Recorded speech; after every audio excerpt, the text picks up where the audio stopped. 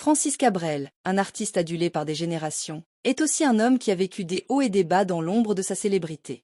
Aujourd'hui, sa fille Aurélie, âgée de 37 ans, lève enfin le voile sur les rumeurs qui entourent la vie amoureuse et parfois tumultueuse de son père. Infidélité, tension, pactes conjugaux, que s'est-il vraiment passé? Préparez-vous à découvrir une histoire à la fois intime et bouleversante. Francis Cabrel, auteur-compositeur reconnu, a marqué la chanson française avec des classiques comme Je l'aime à mourir. Mais derrière cette image se cache une vie personnelle pleine de défis. Mariette Géo, épouse de Cabrel depuis 1974, est bien plus qu'une simple partenaire de vie. Elle est une stratège qui a façonné sa carrière avec patience et détermination. Dans une interview exclusive, Aurélie Cabrel, leur fille aînée, elle-même chanteuse et auteure, s'exprime pour la première fois sur cette facette méconnue de leur vie familiale. Mon père a toujours été très discret sur sa vie personnelle, confie Aurélie, mais à force d'entendre des rumeurs et des versions déformées de notre histoire familiale, j'ai ressenti le besoin de rétablir certaines vérités. Ce n'est pas pour critiquer ou exposer, mais pour raconter notre réalité avec ses forces et ses failles. Les années 1980 marquent l'apogée de la carrière de Francis Cabrel. Sa voix, son charisme et ses textes poétiques séduisent des milliers de fans. Mais cette notoriété apporte aussi son lot de tentations. J'étais petite, se souvient Aurélie, mais je sentais cette pression constante autour de lui. Les lettres, les cadeaux. Certaines femmes n'hésitaient pas à venir frapper à notre porte, persuadées qu'il les avait séduites à travers ses chansons. Mariette, décrite comme le pilier de la famille, a traversé ces périodes difficiles avec une force remarquable. Ma mère est une femme extraordinaire, souligne Aurélie. Elle a tout sacrifié pour mon père et pour nous. Quand les rumeurs d'infidélité ont commencé à circuler, elle a choisi de rester, non par faiblesse, mais par amour. Francis est un homme complexe, explique un proche de la famille. Il a toujours aimé Mariette, mais il est aussi quelqu'un de très sensible, très vulnérable. La notoriété peut faire perdre pied, et je crois que c'est ce qui lui est arrivé à certains moments. Heureusement, Mariette a toujours su le ramener sur terre. Ces tensions ont inévitablement marqué l'enfance d'Aurélie. Quand tu es enfant, tu ressens tout, confie-t-elle. Même si mes parents essayaient de nous protéger, mon frère et moi, on entendait les disputes. Je me souviens d'une fois où ma mère a trouvé une lettre dans la poche de mon père. Ça a été une soirée terrible. Je me souviens être montée dans ma chambre ce soir-là, poursuit Aurélie. J'ai entendu des éclats de voix, mais le lendemain matin, ils faisaient des crêpes ensemble comme si de rien n'était. C'était ça leur force, leur capacité à surmonter les épreuves. À l'adolescence, Aurélie a fini par confronter son père sur ces rumeurs. J'avais 16 ou 17 ans, se rappelle-t-elle.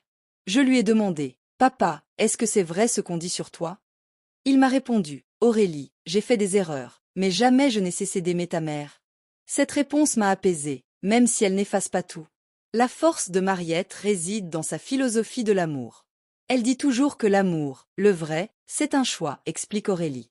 Elle a choisi de rester, non pas parce qu'elle n'avait pas d'autres options, mais parce qu'elle croyait en mon père, en leur histoire. Francis a toujours exprimé ses sentiments à travers ses chansons.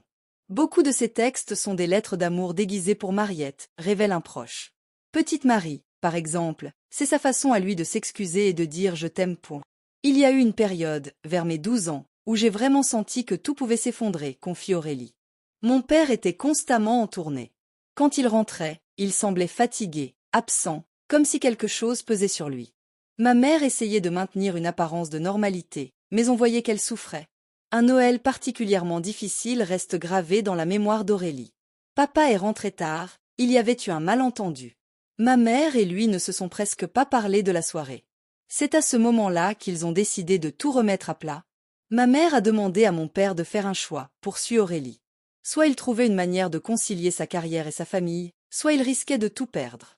Ça a été un électrochoc pour lui.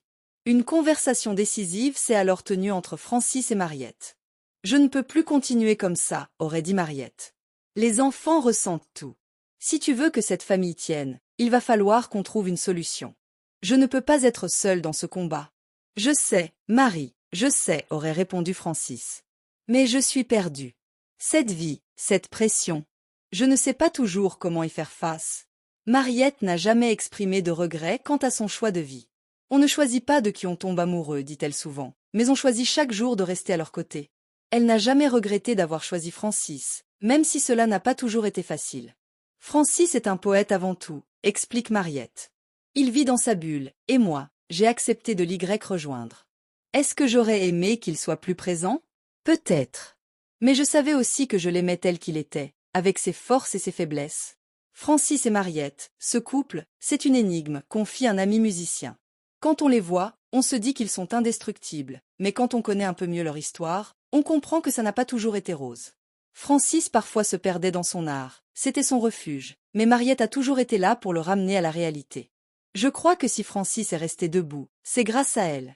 Les rumeurs d'infidélité ont longtemps suivi Francis Cabrel, affectant inévitablement ses enfants. Quand j'étais petite, je ne comprenais pas vraiment ce que ça signifiait, explique Aurélie. Je voyais des articles dans les magazines, j'entendais des murmures lors des concerts, mais pour moi, mon père était juste mon papa. Ce n'est qu'en grandissant que j'ai commencé à comprendre la complexité de tout cela. Les fans voient l'artiste, le poète, observe Aurélie. Ils ne voient pas l'homme avec ses doutes, ses erreurs, ses luttes. C'est normal, je suppose, mais c'est aussi pourquoi je voulais parler aujourd'hui, pour montrer que derrière les chansons, il y a un homme comme tout le monde, avec ses forces et ses faiblesses. Cette expérience familiale a profondément marqué Aurélie dans sa vision de l'amour et des relations. Voir mes parents se battre pour leur relation m'a appris qu'aimer quelqu'un n'est jamais simple, confie-t-elle. Mais cela m'a aussi fait peur. Je me suis souvent demandé si je pourrais être aussi forte que ma mère, si je pourrais pardonner comme elle. Michel Jonasz, proche ami de la famille, a joué un rôle crucial dans leur équilibre. Il était une bouffée d'air frais, se souvient Aurélie. Pendant les périodes où mon père était stressé ou absorbé par son travail, Michel venait et réussissait à lui faire décrocher. Il lui rappelait pourquoi il avait choisi cette vie. La notoriété, c'est comme un feu, réfléchit Aurélie. Ça peut réchauffer, mais ça peut aussi brûler. Il y a eu des périodes où j'aurais voulu que mon père soit juste un père, pas une star. Quand il partait en tournée, il nous manquait terriblement, et quand il était à la maison, il y avait toujours cette pression, cette attente du public, des médias. Malgré les difficultés, la famille Cabrel a su préserver des moments de joie et de simplicité. Aurélie se rappelle avec tendresse. Je me souviens d'une fois où mon père essayait de cuisiner pour nous. C'était une catastrophe. Il voulait faire une tarte aux pommes, mais il a oublié de mettre du sucre. On a tous éclaté de rire en la goûtant. Même lui ne pouvait pas arrêter de rire. La musique de Francis Cabrel continue de toucher les générations, créant parfois une pression supplémentaire sur ses enfants. C'est une grande fierté, admet Aurélie, de savoir que les chansons de mon père touchent tant de gens. Mais c'est aussi une responsabilité. Les gens attendent beaucoup de nous, de notre famille, et parfois c'est difficile de répondre à ces attentes. Pour Aurélie, trouver sa propre voie n'a pas été simple. Quand ton père est Francis Cabrel, tout le monde s'attend à ce que tu sois une sorte de mini-lui, explique-t-elle. Mais la vérité, c'est que je ne voulais pas être une copie. J'aime la musique, bien sûr, mais j'ai aussi voulu trouver ma propre voie. Au fil des années, certaines amitiés ont résisté à l'épreuve de la célébrité. Des amis comme Alain Souchon sont restés proches malgré tout, note Aurélie. Mais d'autres, disons que la célébrité a parfois un prix. Ces expériences m'ont appris à valoriser les relations authentiques. Aujourd'hui, la famille Cabrel reste unie, plus forte peut-être grâce aux épreuves traversées. Francis continue de composer, Mariette reste le pilier de la famille, et leurs enfants tracent leur propre chemin, enrichis par une histoire familiale complexe mais profondément humaine. Ce que j'ai appris de tout ça, conclut Aurélie, c'est que l'amour véritable n'est pas un conte de fées. C'est un choix quotidien, un engagement qui demande du courage et de la persévérance. Mes parents nous ont montré que même dans les moments les plus sombres, il y a toujours une lumière à suivre. Cette histoire de la famille Cabrel, avec ses hauts et ses bas, ses moments de doute et ses triomphes, témoigne de la complexité des relations humaines sous le feu des projecteurs. Elle nous rappelle que derrière chaque artiste se cache une personne ordinaire, confrontée aux mêmes défis que nous tous, mais peut-être avec une intensité particulière due à la célébrité.